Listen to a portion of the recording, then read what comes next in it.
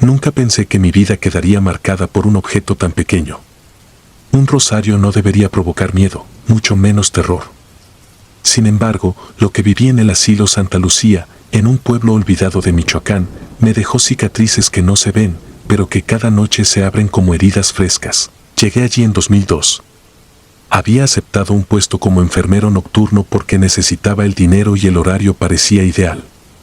El lugar estaba en lo alto de una colina, rodeado por un silencio tan espeso que incluso el viento parecía temer atravesar sus pasillos. Desde afuera, el edificio tenía cierta dignidad, muros pintados de blanco, puertas de madera antigua, un aire de calma que engañaba a cualquiera. Pero al cruzar la reja de hierro y sentir cómo ésta se cerraba detrás de mí con un golpe seco, comprendí que había entrado a un sitio donde el tiempo y la luz parecían no tener la misma fuerza que en otros lugares. El asilo albergaba a unos 30 ancianos. La mayoría eran personas abandonadas por sus familias o que simplemente no tenían a dónde ir. Sus rostros eran espejos de resignación. Algunos pasaban el día mirando por las ventanas, otros balbuceaban recuerdos que ya no existían más que en su mente. Pero hubo alguien que me impresionó desde la primera noche, Doña Teresa. Era una mujer muy anciana, delgada como un espectro, con unos ojos que brillaban de una manera extraña en la penumbra. Siempre llevaba un rosario colgado de la mano, uno de cuentas negras y gastadas, con una cruz de plata ennegrecida por los años. Nunca lo soltaba. Dormía con él, comía con él, incluso lo llevaba al baño. Al principio pensé que era una manía de su edad, pero había algo inquietante en su relación con ese objeto. Rezaba en voz baja, sí, pero sus palabras no eran las oraciones que yo conocía. Murmuraba frases entrecortadas, nombres y sílabas que parecían sacadas de un idioma antiguo. Cuando alguien le preguntaba qué decía, respondía con evasivas, como si ocultara algo. Todo cambió una noche de tormenta. Yo hacía mi ronda cuando escuché un grito ahogado proveniente de su habitación. Al entrar, la encontré temblando, con los ojos fijos en el suelo. El rosario ya no estaba en sus manos. Buscamos por todas partes, pero no apareció. Ella repetía una sola frase: me dejaron sola, ahora vendrán por mí. Esa misma madrugada, Doña Teresa murió. Nadie entendió cómo. Su cuerpo no mostraba señales de enfermedad, ni dolor, ni lucha. Estaba tendida en la cama con una expresión de resignación, como quien acepta un destino inevitable. Al día siguiente, mientras cambiábamos las sábanas de su cama, lo encontramos. El rosario estaba allí, escondido debajo de la almohada, como si hubiera estado todo el tiempo aguardando el final. El director del asilo decidió guardarlo en un cajón de su oficina. Yo traté de olvidarlo, aunque algo en mi interior sabía que aquello era solo el comienzo. Esa misma semana, 3 residentes murieron en circunstancias extrañas. Uno fue hallado en el pasillo, de rodillas, con las manos apretadas contra el pecho como si hubiera querido detener algo que lo desgarraba por dentro. Otro apareció sentado frente a la ventana, con la mirada perdida en el horizonte, los labios azules, como si hubiera muerto congelado, aunque era pleno verano. El tercero murió en su cama, pero lo más perturbador fue que tenía el rosario enredado en sus manos, pese a que todos juramos que seguía guardado bajo llave en la oficina del director. Esa noche nadie pudo dormir. Los pasillos del asilo parecían más largos, más oscuros. El aire era tan denso que costaba respirar. Y yo comencé a escuchar cosas, un murmullo persistente que parecía venir de las paredes, como un rezo lejano. Cuando pasaba frente a la oficina del director, el sonido era más fuerte. Era como si las cuentas del rosario se deslizasen solas, repitiendo una plegaria prohibida. No me atreví a entrar. Cerré con fuerza mis ojos y continué con la ronda. Pero al llegar al comedor, lo vi. Allí estaba el rosario, en el centro de la mesa, brillante, húmedo, como si acabara de salir de la lluvia. Lo peor fue que en el piso, alrededor de la mesa, había huellas de pies descalzos que se perdían en la nada. Esa noche renuncié en silencio, pero el director me pidió que esperara al menos un par de semanas, mientras encontraba un reemplazo. Acepté, aunque cada día era más insoportable. Los residentes hablaban entre sí sobre sombras que se sentaban junto a ellos durante la noche, sobre una mujer que recorría los pasillos rezando con un rosario en la mano. Algunos aseguraban que era Doña Teresa. Otros decían que el rosario había atrapado algo en su interior, un espíritu que buscaba dueños temporales hasta consumirlos. La última noche que pasé en el asilo fue la peor. Hacía un calor sofocante, pero las ventanas parecían no dejar entrar aire. El silencio era tan profundo que podía escuchar el latido de mi corazón. Me acerqué a la oficina del director para dejar las llaves y encontré la puerta entreabierta. El cajón donde estaba guardado el rosario se encontraba abierto.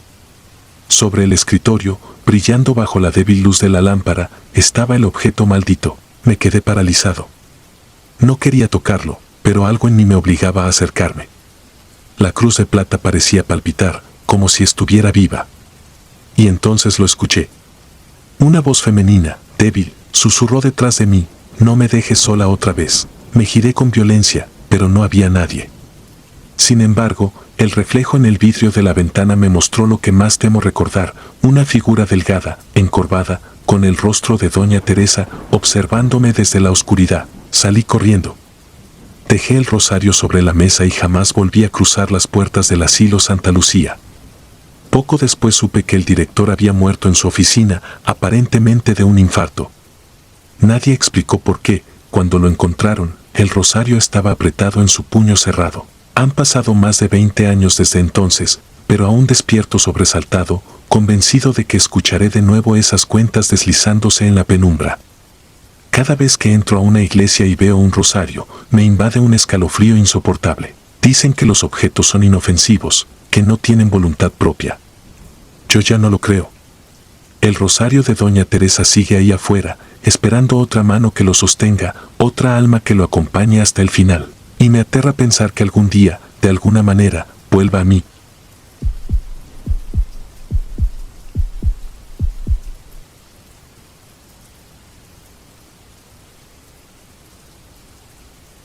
El miedo que conozco no grita, espera. No necesita sobresaltos, solo constancia. Es la clase de terror que se sienta a tu lado durante semanas hasta que lo aceptas como parte de la rutina. Me llamo Daniela. Tengo 33 años y en 2019 trabajé como auxiliar de enfermería en el asilo Santa Inés, en la periferia de Durango.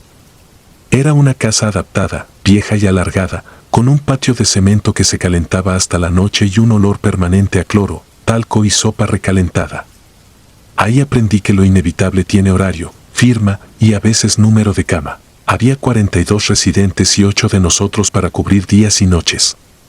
La agenda era siempre igual: glucosas al amanecer, cambios de pañal, primeras rondas, desayuno en charolas, medicación, baños, colaciones, visitas de familiares los domingos, rezos en voz baja los jueves.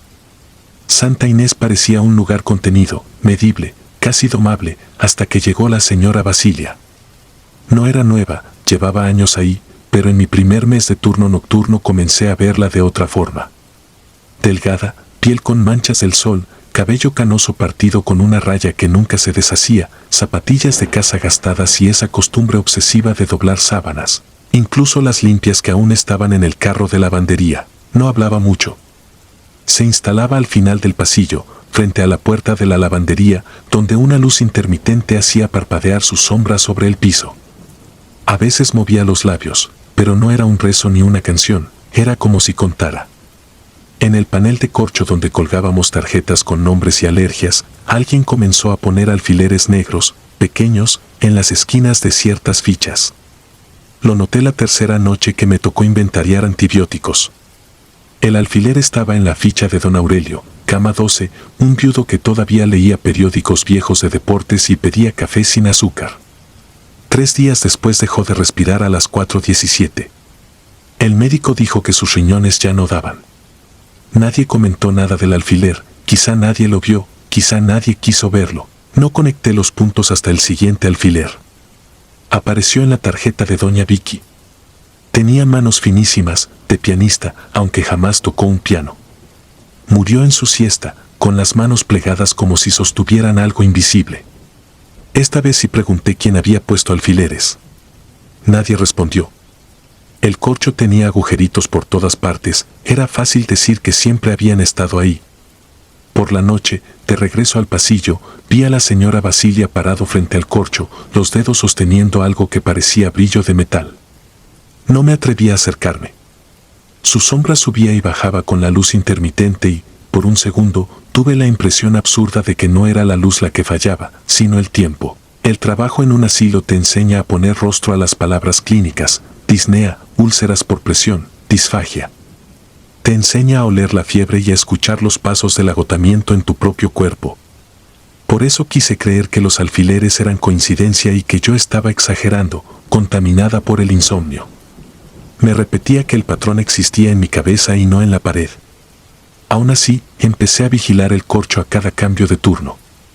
La tercera vez que lo vi, el alfiler estaba en la esquina de la ficha de Paula, una ex maestra que dedicaba las tardes a corregir cuadernos imaginarios.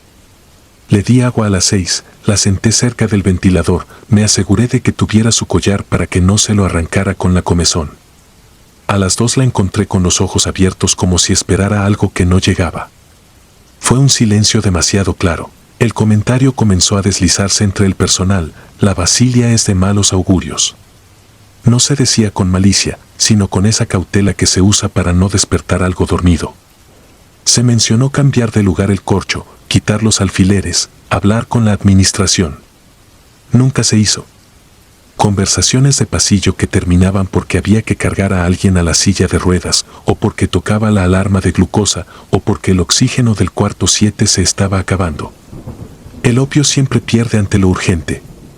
Yo seguí mi trabajo y vigilé con rabia el panel. En una madrugada particularmente pesada, con calor y mosquitos como puntos en el aire, encontré un alfiler nuevo. No estaba en una ficha de residente. Estaba clavado en la esquina de un papelito amarillo con una lista de pendientes y un nombre escrito con pluma negra: Daniela. Sentí que el estómago hacía un hueco. Me reí de mí misma para no hacer el ridículo. Lo saqué con los dedos, lo guardé en el bolsillo y tiré el papelito a la basura. Me dije que alguien jugaba una broma tonta. Que era fácil escribir un nombre y poner un alfiler. Que no pasaría nada. Durante esa noche hice las rondas como si caminara sobre cristales. El sonido de las ruedas de la charola me pareció ajeno. Mis guantes, 2 tallas grandes, se me hacían enormes. Todo me resultaba demasiado nítido, como si la realidad tuviera el brillo de una sala de operaciones. A las 3:52, don Efraín, un señor con Alzheimer que de pronto recordaba alfabetos enteros, se cayó en el baño.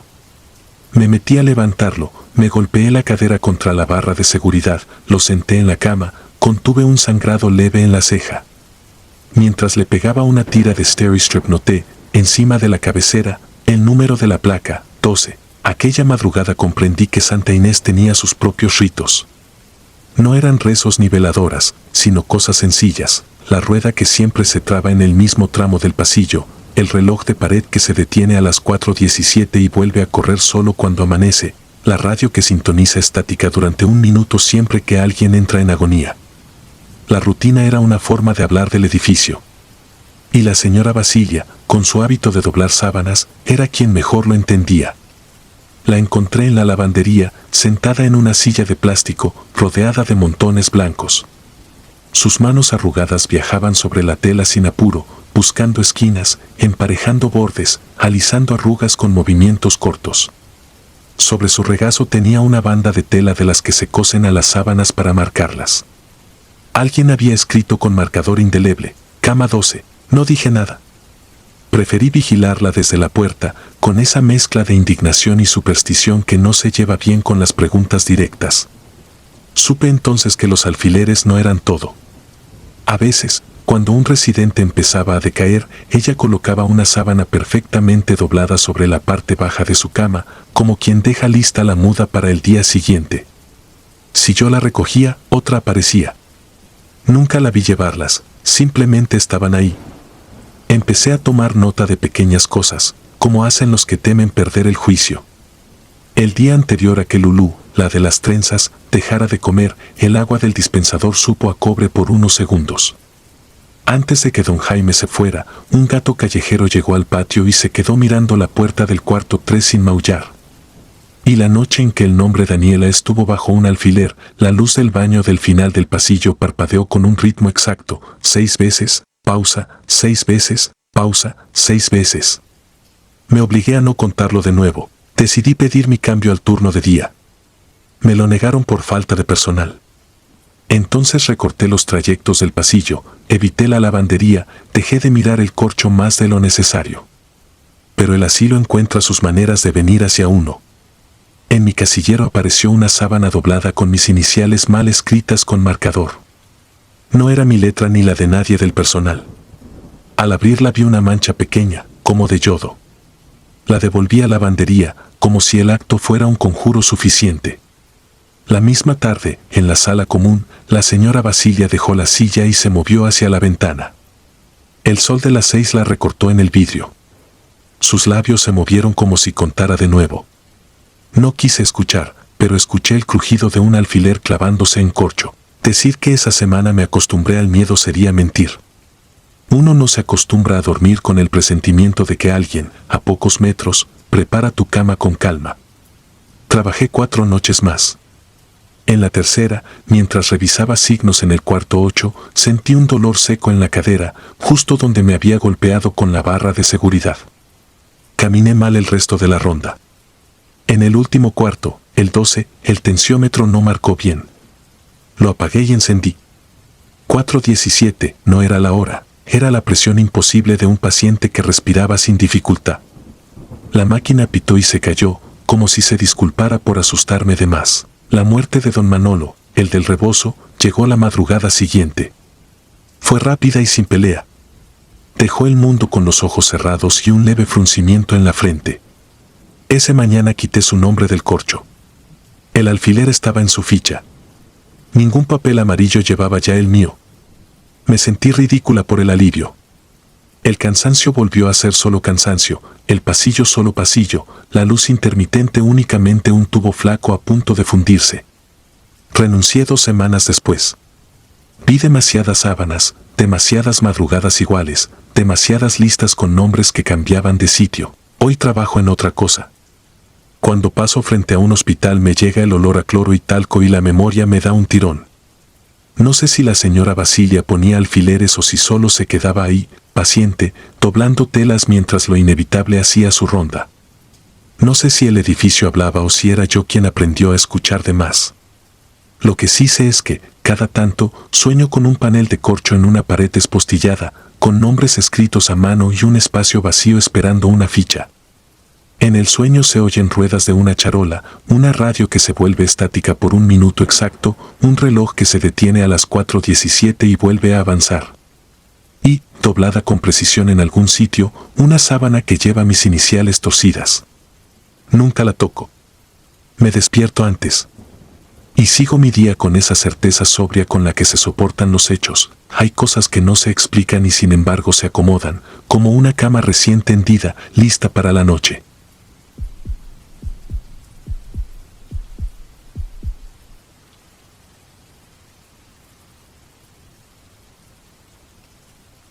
No creo en fuerzas invisibles ni en maldiciones heredadas. Me aferro a lo que se puede medir, la temperatura, la presión, la saturación, la cuenta de respiraciones por minuto.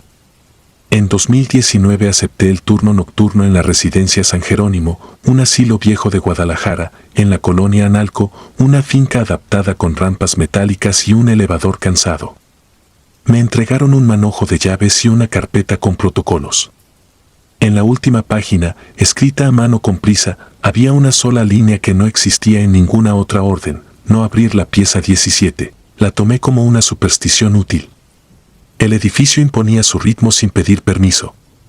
Los pasillos parecían respirar por cuenta propia, aun con todo cerrado corría una brisa mínima que movía cortinas y juntaba polvo frente a ciertas puertas, especialmente esa. El olor no era solo cloro y crema de alcanfor, había un perfume aceitoso, como de iglesia vieja, que se pegaba al uniforme y regresaba conmigo en el camión de madrugada. Aprendí rápido el horario: ronda a las 11, medicación a medianoche, signos a la 1:30, lavandería a las 2, registro al final. Evitábamos el ala norte por costumbre más que por miedo. La luz ahí se veía lejana, como si las lámparas estuvieran enterradas en su propio resplandor. El piso crujía con un tono distinto y el ventanal del fondo dejaba ver el patio de jacarandas como un dibujo que no pertenecía a nadie. La pieza 17 quedaba justo antes de ese ventanal. Nadie barría frente a su puerta, el polvo formaba una media luna perfecta, una frontera limpia que nadie pisaba. Lo atribuía a la inercia de las cosas viejas, hasta que nos quedamos sin camas. Doña Elvira llegó una tarde calurosa, en silla, con la mirada anclada en un punto que no estaba en ninguna parte. 79 años, demencia mixta, hipertensión, alérgica a la penicilina. Traía en una bolsa de plástico 2 mudas de ropa y una foto deslavada de 3 niños en uniforme escolar. No había lugar. La administradora propuso colchonetas en el pasillo, el médico juntar a 2 residentes, el director, con la facilidad de quien nunca se desvela, dijo que improvisáramos. Nadie lo dijo en voz alta, pero todos miramos hacia el fondo. La decisión ya estaba tomada. La llave del 17 estaba más fría que las otras. Subí por la escalera de servicio y crucé el pasillo con la linterna a media luz. La puerta ofreció una resistencia blanda y cedió de golpe, como si algo se apartara sin querer ceder. Adentro, nada fuera de lo común, cama con barandales, buró, lámpara, ventana alta de vidrio ondulado, crucifijo de madera oscura. Limpio, silencioso. Puse sábanas nuevas, aireé, coloqué la campanilla de llamada al alcance de la mano. Instalé a doña Elvira, tomé signos y anoté números dóciles que me tranquilizaron por obedientes. Ella miraba el techo con una fijeza que negaba el mundo, su mano sudaba un olor dulzón que no reconocí y que, sin embargo, se quedó pegado a mi memoria. A la 1 regresé al ala norte. El pasillo soplaba un hilo de aire frío que no venía de ninguna parte. Frente al 17 escuché un sonido leve, como tela que se tensa y se suelta. Abrí. La lámpara vibraba apenas. En el techo, justo sobre la almohada, había una mancha oval demasiado definida para ser humedad reciente. Ajusté la sábana, ordené el buró, salí y me repetí, con tono de supervisor interior, que el cerebro inventa formas cuando quiere temer. A las 2:15, todas las alarmas de llamada se encendieron a la vez. Corrí apagando botones. Cada vez que silenciaba uno, otro parpadeaba. El elevador marcó un piso intermedio y se quedó vibrando con un zumbido bajo. En el ala norte el olor cambió, ya no era cloro sino un perfume metálico y dulce que se pegaba a la lengua. Empujé la puerta del 17. La habitación estaba a oscuras, aunque yo había dejado la lámpara encendida. Encontré a doña Elvira sentada en el piso, la espalda contra el buró y el mentón hundido en el pecho, con los brazos recogidos como protegiéndose de algo invisible. Cuando acerqué la linterna vi que sus ojos no parpadeaban, fijos en la misma mancha del techo. Le acomodé la almohada y sentí la sábana tensarse sola, como si una cabeza sin peso buscara su hueco. A las 3 dejé el registro de incidentes con frases razonables, falla en central de llamadas. Revisar cableado. Paciente con ansiedad. No escribí que, al cerrar, noté una presión breve en el dorso de la mano, como un pulgar húmedo que busca apoyo. Me lavé con jabón verde hasta lastimarme, el olor dulzón persistió, tercamente ajeno a la limpieza. Doña Elvira murió antes del amanecer. Paro cardiorrespiratorio, dijo el médico, como si la palabra se resignara sola. La preparamos en silencio. Al cerrar sus ojos vi 2 marcas finísimas a ambos lados del cuello, paralelas, como la memoria de un elástico que se retira tarde. No eran huellas de dedos. Entre ambas quedaba una zona más pálida, una elipse del tamaño de una mano que no terminó de apretar. Sellaron la puerta. La administradora envió un correo con términos técnicos como acompañamiento y contención. Nadie barrió frente al 17. La rutina continuó, pero el edificio parecía escuchar. Varias residentes comenzaron a confundirse de camino al baño, todas tomaban hacia el ala norte y se detenían frente a la puerta sellada como si esperaran turno. Una señora lúcida encendió una veladora en la capilla y aseguró que hay puertas que aprenden a respirar cuando se les teme demasiado. Ese mismo día el fontanero vino por una fuga y comentó que el drenaje jalaba hacia arriba. Sonreí por educación, pero guardé la frase como quien guarda una moneda encontrada en el suelo, sin valor aparente y, sin embargo, imposible de soltar. La segunda muerte llegó 3 noches después. Don Rogelio, obstinado, fue sin avisar al baño del pasillo. Lo encontramos sentado en el suelo, con las manos apoyadas en el espejo empañado y el corazón detenido.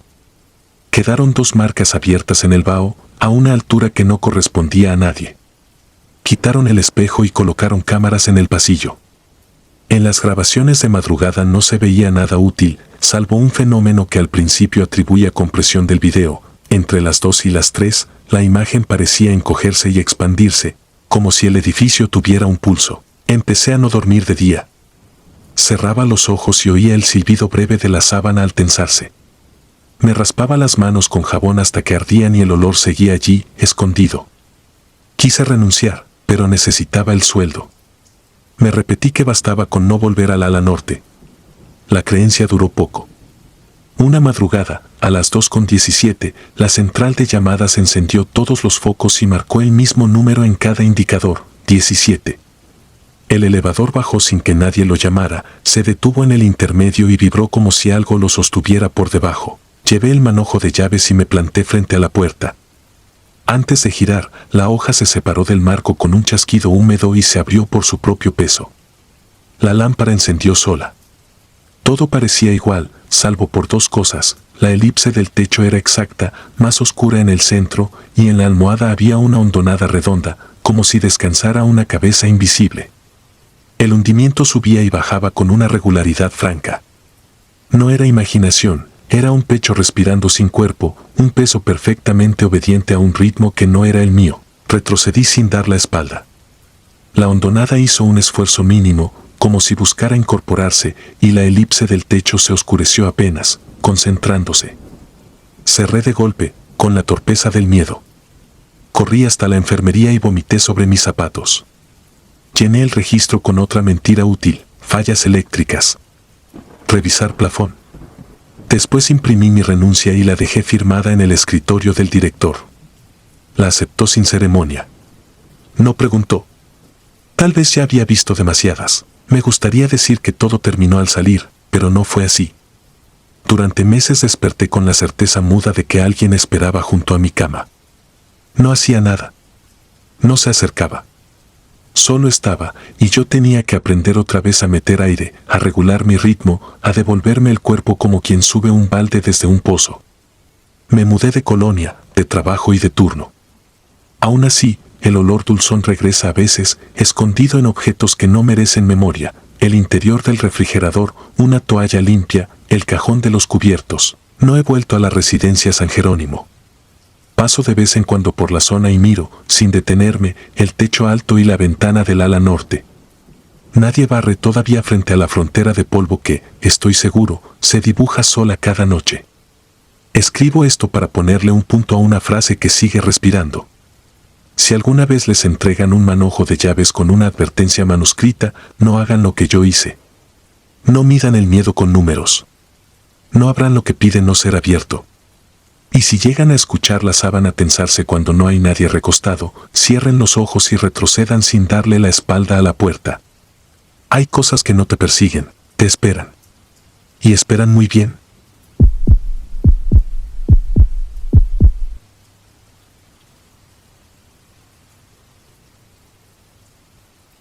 Siempre pensé que los relatos de fantasmas se sostenían en la sugestión y en el aburrimiento de los lugares demasiado silenciosos. Crecí con la convicción de que todo tenía una explicación clínica, medible, racional. En 2019 acepté el turno nocturno en la residencia Santa Aurelia, en las afueras de Mazatlán, un edificio bajo, de pasillos largos y ventiladores viejos que empujaban el aire húmedo con pereza. Había sido clínica de rehabilitación en los años 60, aún quedaban azulejos verdosos en las paredes, un ascensor de carga que olía a metal mojado y una capilla pequeña con bancas de madera astillada. Llegué por necesidad, no por vocación. Me repetía que las noches serían tranquilas, que lo peor serían los ronquidos y el zumbido constante de los concentradores de oxígeno. No tardé en escuchar el rumor. No era una enfermera de blanco, ni una monja, ni una sombra sin forma. La llamaban la visitante de las llaves. Decían que se anunciaba con un tintineo leve, como el de un llavero antiguo balanceándose contra una bata. Algunos afirmaban que el sonido cruzaba el pasillo minutos antes de que un residente mejorara sin motivo, y que ese alivio duraba 2 días, a veces 3, antes de apagarse como una vela agotada. Me reí por dentro, lo atribuí a la manera en que la tristeza se contagia y crea supersticiones. No dije nada. Registré signos, administré medicamentos, Crucé el pasillo con una linterna de bolsillo por pura costumbre, sin miedo, con el sueño agarrándome del cuello. La primera noche en que dudé de mí mismo fue a las 3:17. Lo recuerdo por el reloj digital de la estación de enfermería, que parpadeó cuando el generador se encendió con un bramido. La lluvia tamborileaba en las láminas del tejado y un olor a clavo y alcanfor flotaba en el aire. Don Hilario, un ex profesor de primaria con insuficiencia cardíaca, llevaba semanas en valores peligrosos. El monitor que vigilaba su saturación había sido una línea de pendientes triste. Esa madrugada, mientras actualizaba registros, el pasillo se llenó del tintineo más leve que haya escuchado, tan breve que podría haber sido mi llavero golpeando la mesa. Miré. La luz amarilla hacía que el suelo pareciera mojado. Me obligué a seguir trabajando, pero algo me llevó a la puerta del cuarto 5B, la encontré entreabierta. Siempre la cerrábamos para que descansaran. Dentro, el aire parecía detenido, ni frío ni caliente, solo espeso. El monitor de don Hilario, que había coqueteado con lo insostenible, mostraba una estabilidad imposible. Su respiración, que hasta entonces había sido un serrucho, era de pronto un movimiento casi tranquilo. Me acerqué con la sensación de estar estropeando un acto íntimo y noté un detalle mínimo: la sábana estaba doblada a la altura del pecho con un pliegue perfecto, como el doblez de un uniforme. La bandeja de agua sobre la mesa de noche tenía el vaso lleno hasta el borde, algo que jamás dejábamos así por seguridad. No había nadie en la habitación. Ni una bata colgada, ni un paso en el corredor, ni una sombra en el vidrio de la puerta. Solo el metal lejano del generador y, tal vez, un último eco de llaves moviéndose. Al día siguiente, contra todo pronóstico, don Hilario pidió desayuno. No había broma en su voz. El médico de guardia frunció el ceño, revisó, llamó a otro. Nadie lo dijo, pero todos miramos el monitor como si fuera una ventana con truco. 2 días después, al amanecer, don Hilario murió. No fue dramático, fue como si alguien hubiera levantado el peso que lo retenía. Cuando cambié la almohada, vi una marca oxidada, una curvatura leve teñida de color marrón, como si una llave antigua se hubiera reposado allí durante un rato. No sangraba, no era mancha de fluidos, no pude clasificarla. Guardé la observación para mí, no quería ser el siguiente tema de pasillo. La segunda vez fue en el cuarto de doña Mireya, viuda de pescador, firme como un poste hasta que la enfermedad se le metió en los pulmones. Esa noche el ascensor de carga bajó solo. Nadie lo llamó. El número luminoso marcó el piso y las puertas se abrieron con un suspiro. Del interior se escapó un aire más frío y un aroma leve a desinfectante viejo. El tintineo fue nítido. No metálico y vibrante, sino fatigado, como el de llaves pesadas que conocen demasiadas cerraduras. Me quedé inmóvil. Podría haber gritado para llamar a alguien, pero el pudor me selló la boca. Temí que, si pronunciaba una palabra, la escena se deshiciera y yo perdiera la única oportunidad de entender. La figura cruzó frente a la luz del pasillo con una calma que me enfurece recordar. No flotaba ni se desvanecía, caminaba.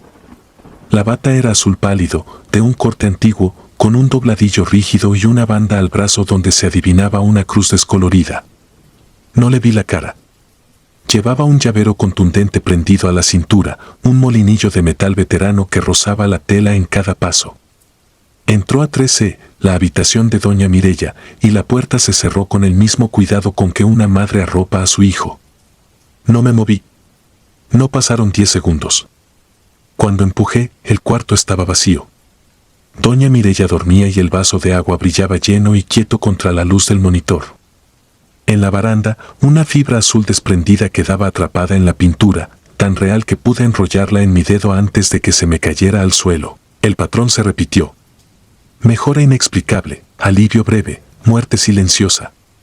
Aprendí a reconocer los preámbulos, el golpe sordo del generador cuando se enlazaba a la red, el parpadeo de relojes, el olor a clavo y a metal lavado, el elevador abriéndose sin cita.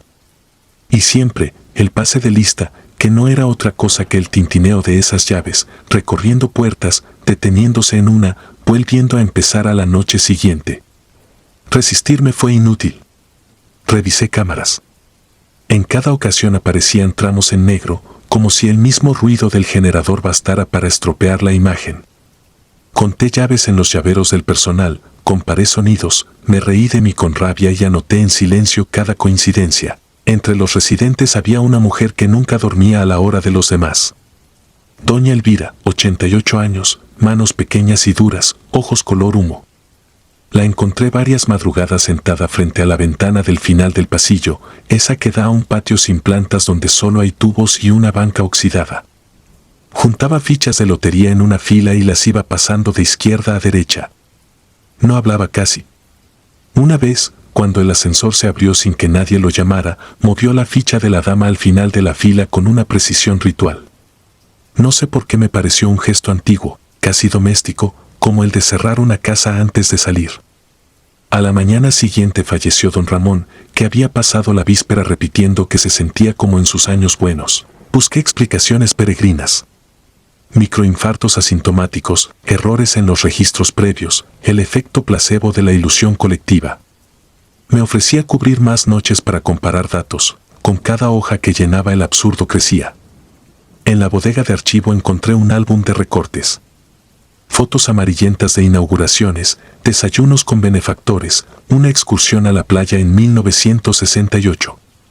En el centro de una página, una muchacha con bata azul y cofia bajita sonreía con la timidez de quien quiere desaparecer en la foto. En la cintura llevaba un llavero idéntico al sonido que yo escuchaba. El borde decía Herminia V con tinta corrida. No pregunté. Preferí la ignorancia pulcra de la rutina. La noche en que supe que debía irme fue la más clara de todas. No llovía. El generador estaba quieto, la red estable, los ventiladores avanzaban el aire con su pereza habitual. A las 3:17 el reloj parpadeó sin causa. Escuché el ascensor respirar y las llaves moverse con prisa. Pensé que iría a 4A, donde el señor Olmos llevaba 2 días improbables de lucidez. Pero el tintineo pasó de largo y se acercó a la estación de enfermería. Sentí el metal rozar el borde de la mesa, luego el quicio, después mi casillero. La puerta se abrió sola con una suavidad casi educada. Adentro, sobre mi uniforme doblado, descansaba una llave vieja, descolorida, con el número 13 grabado a punzón. La toqué y estaba tibia, como si la hubieran tenido en la mano un rato antes. La guardé en el bolsillo por impulso. Hice la ronda completa con una serenidad que me parece ajena. Cuando entré al 4A, el vaso estaba lleno, la sábana perfectamente doblada, el olor a clavo instalado con una dulzura que me revolvió el estómago. El señor Olmos respiraba en paz. No dije nada. Terminé el turno, entregué notas claras, evité las miradas. Al salir, dejé la llave en el mostrador de la capilla. No quise llevármela, imaginé que los objetos también encuentran su casa. Esa tarde presenté mi renuncia. No he vuelto. A veces intento convencerme de que fui víctima de la acumulación de turnos, que confundí coincidencia con patrón, que proyecté en el pasillo mis propios miedos.